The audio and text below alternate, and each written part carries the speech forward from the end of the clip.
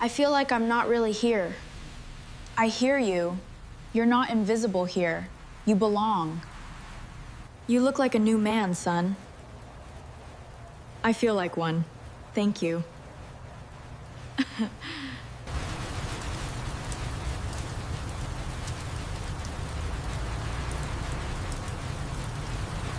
The night before school started, 18 immigrant children stood outside my barbershop in the rain, and the landlord told me cutting their hair for free was illegal. He did not shout. Men like Victor Harlan rarely had to. He stepped out of his black SUV with clean shoes, a dry umbrella, and a folder tucked under one arm, while mothers in work uniforms held children close beneath the weak blue light of the bus stop. It was 8:47 p.m. in Hamilton Heights, Chicago, and the sign on my window still said Last Chair Barbershop, though half the paint had peeled from the L. Inside, the towels were folded. The clippers were oiled. The old brown chair was waiting under the warm yellow light, the way it had waited every August for 25 years. Victor pressed a white notice against my glass. Temporary closure.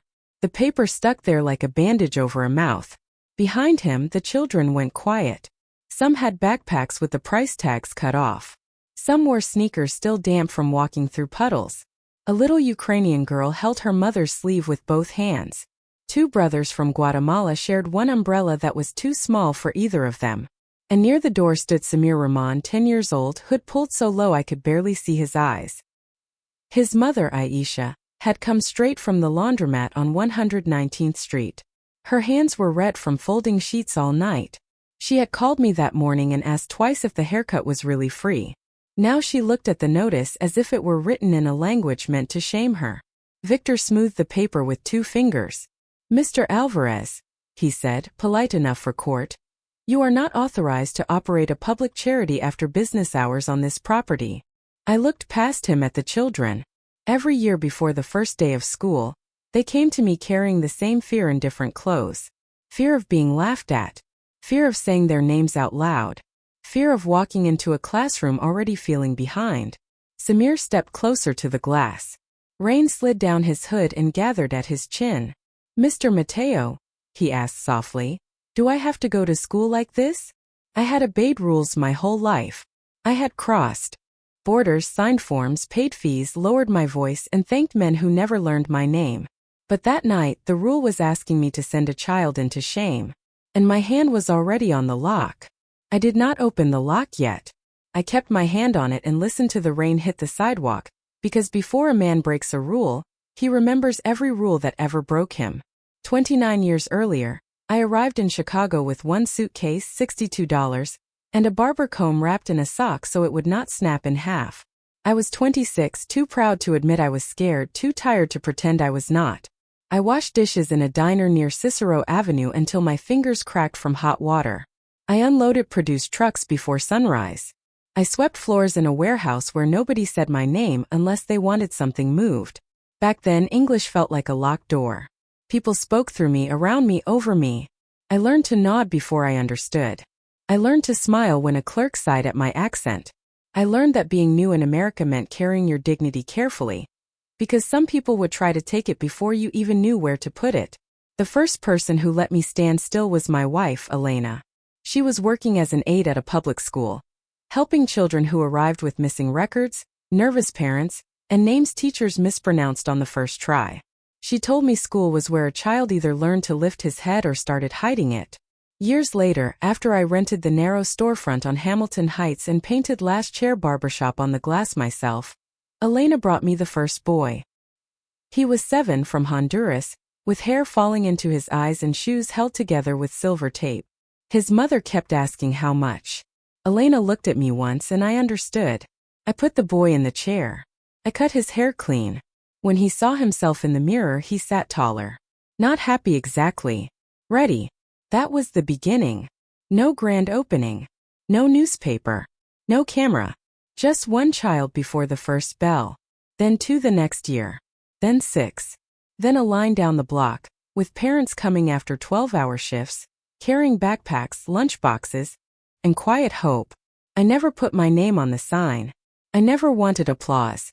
I only wanted the children to have one morning before the world measured their clothes, their accents, their addresses, and their parents' tired faces.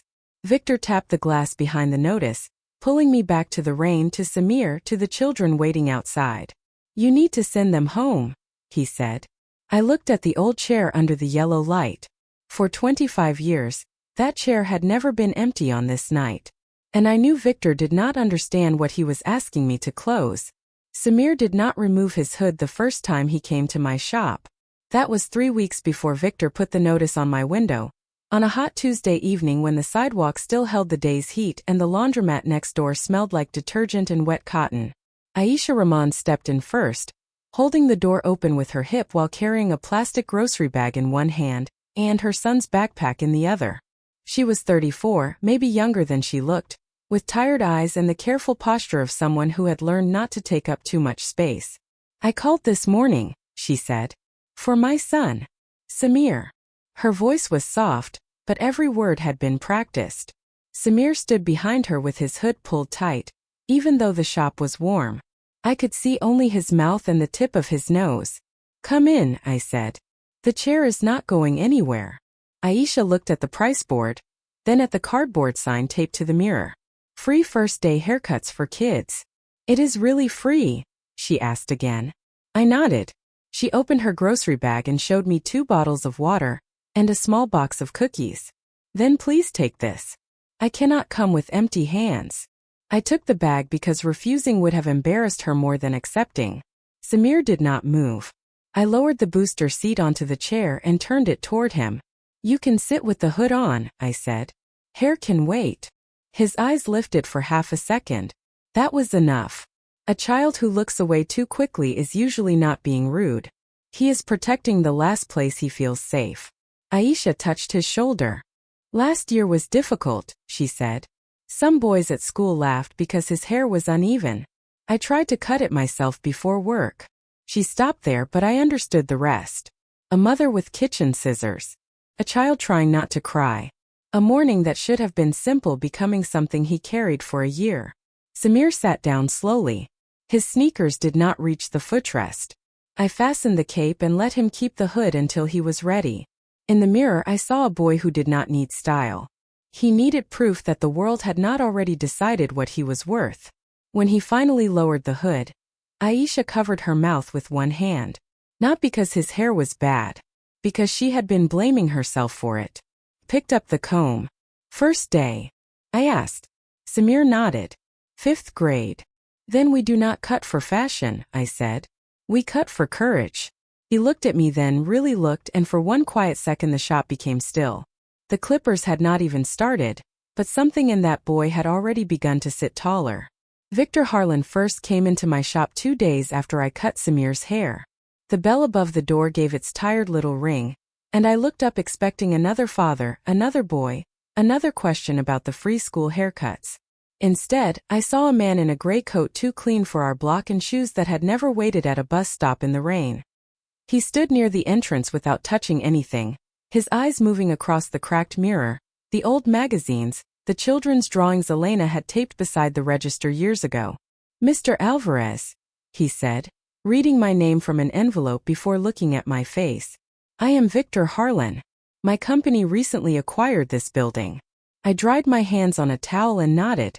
Men like him did not visit small shops unless paper had already decided something.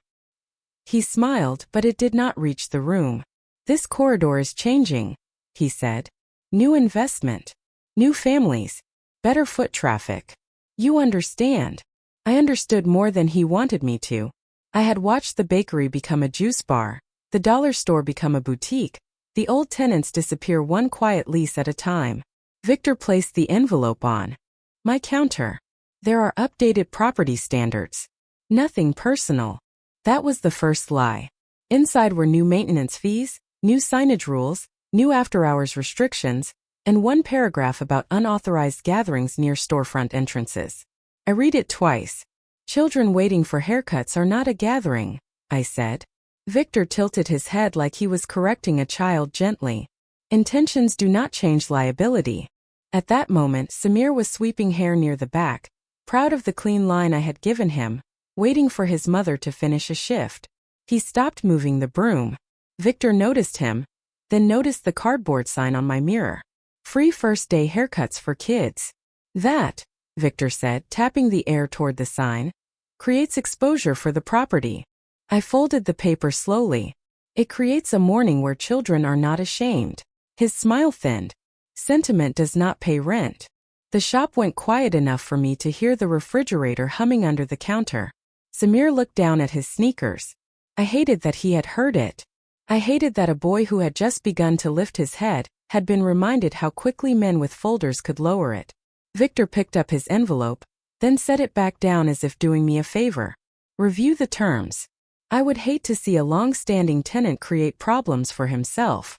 When he left, the bell rang again, softer this time. Samir kept sweeping the same spot, though the floor was already clean.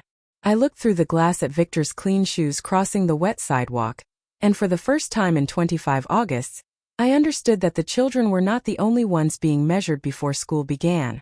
Noah came to the shop the next evening while I was adding numbers on the back of Victor's envelope. Rent, maintenance fees, insurance, electricity. The little costs were always the ones that ate first. He knocked once, then came in without waiting, wearing his navy work shirt with Alvarez HVAC stitched over the pocket. At 29, my son had my hands in his mother's eyes, but he carried them like borrowed things. You got the new lease terms, he said, looking at the paper spread across my counter. It was not a question. I was going to call you. You always are. He picked up the envelope, read the first page, and his jaw tightened.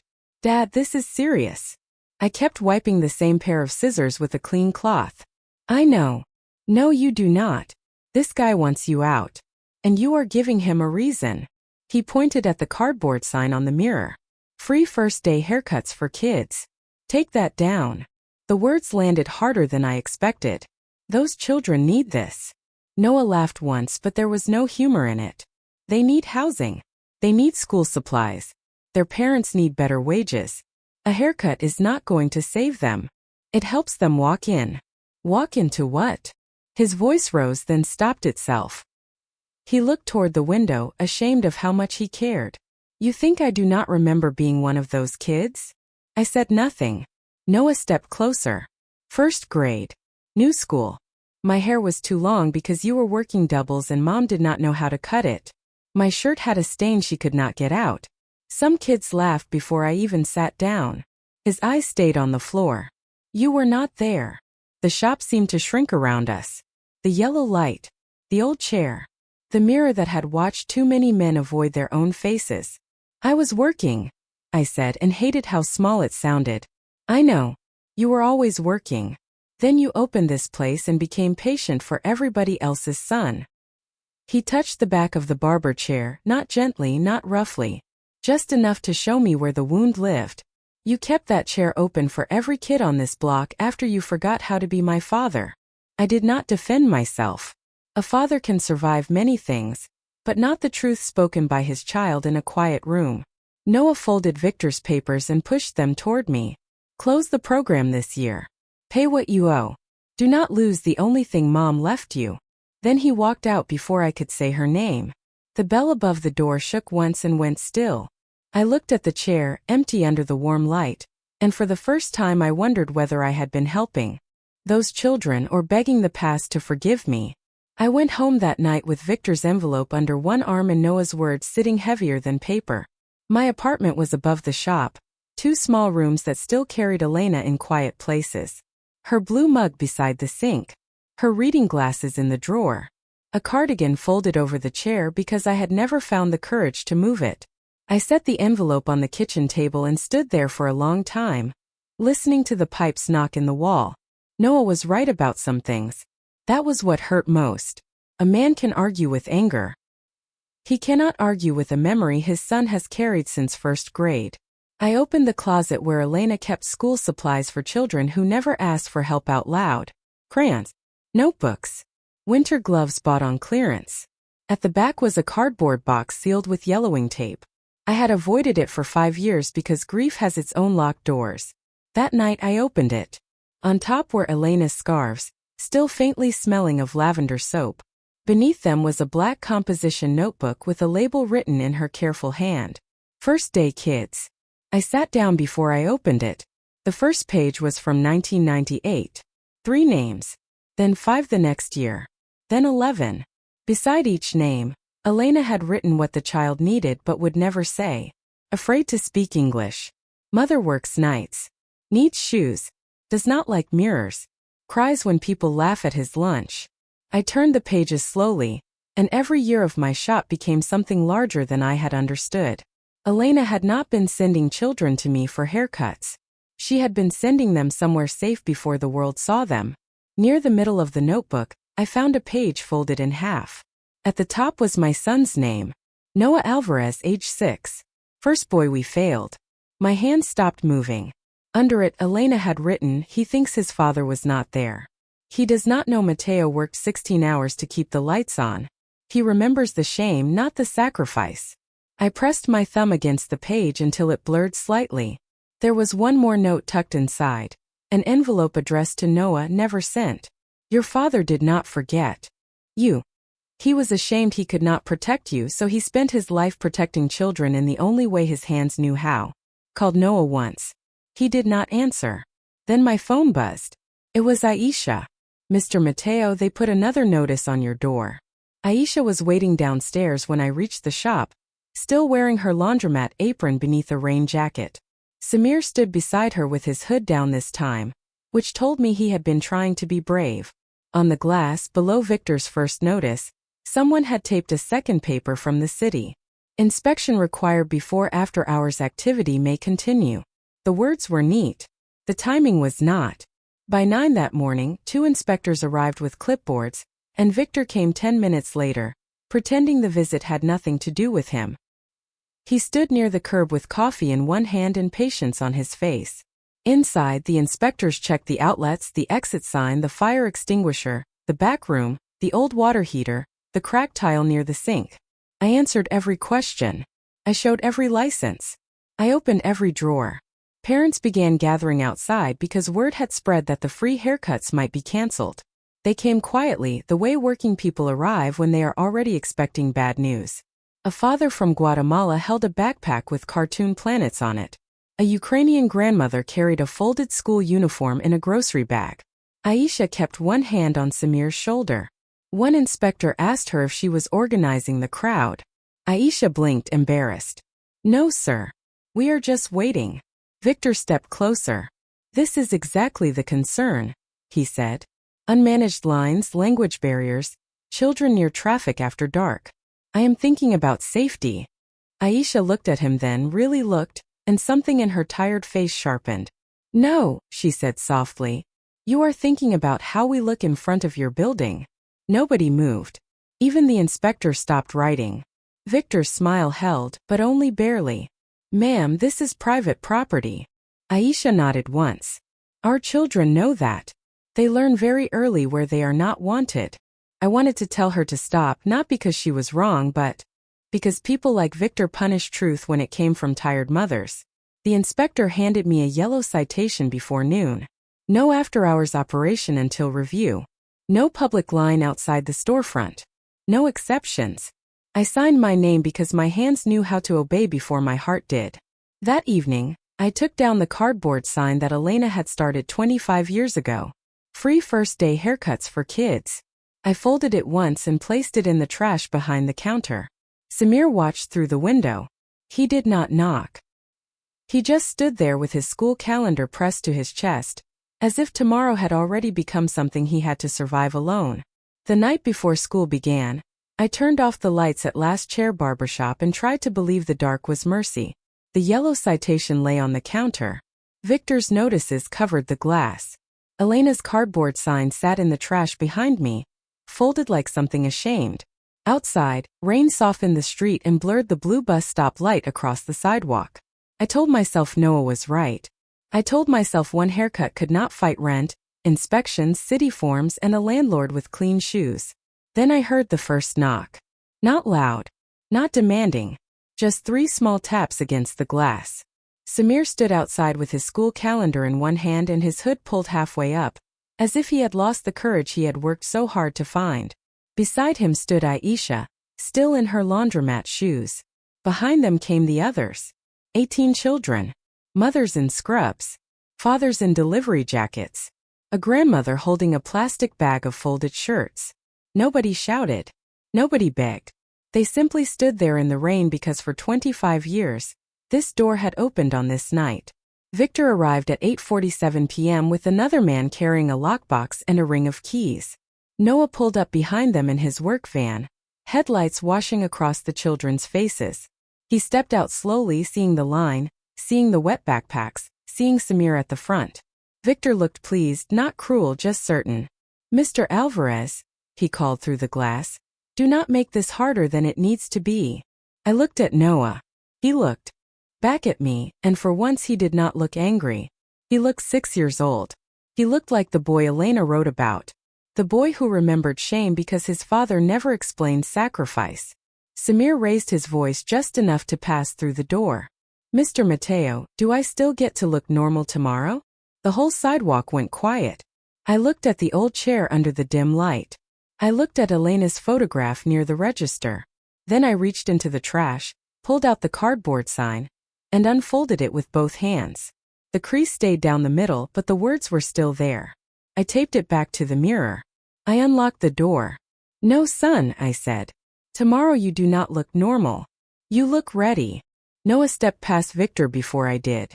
He walked inside, picked up the broom, and switched on every light in the shop. Aisha took a notebook from her bag and began writing names. One father stacked towels. A mother poured coffee into paper cups. Victor lifted his phone, but by then the first child was already in my chair, and the clippers were in my hand. By the time the third child climbed into the chair, Victor had stopped smiling. He stood outside with his phone pressed to his ear, watching parents pass towels, pour coffee, and keep the younger children away from the curb. Nothing about it looked dangerous. That was what made him angriest. It looked organized. It looked human. Then a gray sedan pulled up behind Noah's work van, and Mrs. Evelyn Carter stepped out with a raincoat over her shoulders and a folder held tight against her chest. She had been Elena's principal once, back when my wife still walked children through school hallways and taught teachers how to say their names correctly. Beside her was a man in a dark suit, maybe 35, with tired eyes and a calm voice. He looked through the window at me for a long second before he came inside. "Mr. Alvarez," he said. "You probably do not remember me. Daniel Kim. 1998. You cut my hair the week before third grade." He opened the folder on my counter.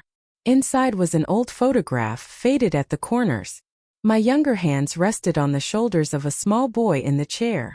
Elena stood behind him, smiling like she already knew the future, had entered the room quietly. Daniel placed another document beside the photograph. "Mr. Harlan cannot close this business tonight without proper written hearing notice. He can request review. He can file complaints. But he cannot lock out a tenant while children are inside and a lease dispute is still active." Victor stepped into the doorway. "This is private property." Daniel looked at him. "And this is still due process." The room did not cheer. People like us rarely trust good news until it survives the next hour. But Aisha exhaled. Noah stopped sweeping. Samir turned in the chair with one side of his hair finished and the other still uneven. In the end, I did not win the building. I did not become a hero. Daniel only bought me 90 days. 90 days to answer the citation, fight the lease changes, and decide what last chair could become before men like Victor turned the whole block into something polished and empty. But 90 days was enough for that night. I finished Samir's haircut just before midnight. When I removed the cape, he looked into the mirror and sat up straight. Not proud in a loud way. Just steady. Noah stood beside me holding the broom. Later, when the last child left, he found Elena's notebook open on the counter. He read the page with his name on it. His face changed slowly like a locked door, learning it had always had a key. "You should have told me," he said. I looked at my son, then at the chair, then at the hair scattered across the floor like proof that children had passed through afraid and left lighter. "I thought a father's shame should stay quiet," I said. Noah did not forgive me with a speech. He only picked up the broom again and started sweeping beside me. Before sunrise, Samir walked past the shop on his way to school. His backpack bounced against his shoulders. Aisha walked behind him, carrying nothing but her lunch bag and a tired smile. At the corner, Samir looked back once. Then he lifted his chin and kept going. A haircut cannot erase poverty. It cannot soften every classroom. It cannot make a city kind overnight. But sometimes, before the first bell rings, one child needs one adult to say, "Walk in with your head up." I could not repair every life that came through my door. But that night, I kept the door open long enough for them to begin again.